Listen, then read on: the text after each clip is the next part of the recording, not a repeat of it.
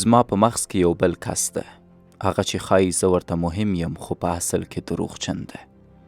دا یو تسلیمیدونکی ده، دا یو ډارن ده، دا هغه یو دی چې راته وایي ته یې نشې کولی، مه یې کوه، خلک به څه وایي، شرم ده. دا یو راته وایي تا د خپله هڅه وکړه، ته ناکامه شوې، نور ځان مه شرموه، نور ترې تیر شه.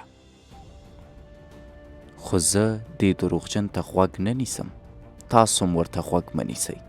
د بریا لپاره باید لومړی تاسو خپل دننه همدغه کس پوه کئ، بدل یې کئ او که ونه شو ویې وژنئ.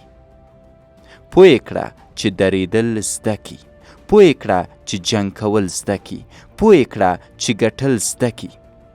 سزا ورکړه، ډیسپلین یې که. سهار پورته کول یې سزا ورکول دي، تلویزیون پرې بندول د هغه ډیسپلین کول دي. همدا ستونزه ده. ته ټوله شپه فلمونه ګورې او بیا سهار پیسې نشي ګټلی، اما لا هم ژوندی یې.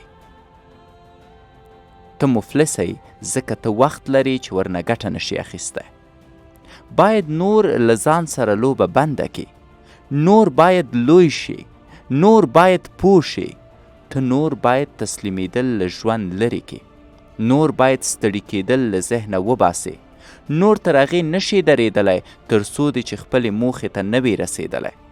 ستا وجود کې ځواک شته، اما ستونزه دا ده چې څوک به یې را پیدا کړي، څوک یې باید در وپېژني، څوک به یې درته راویښ کړي، ځکه ته ویده یې.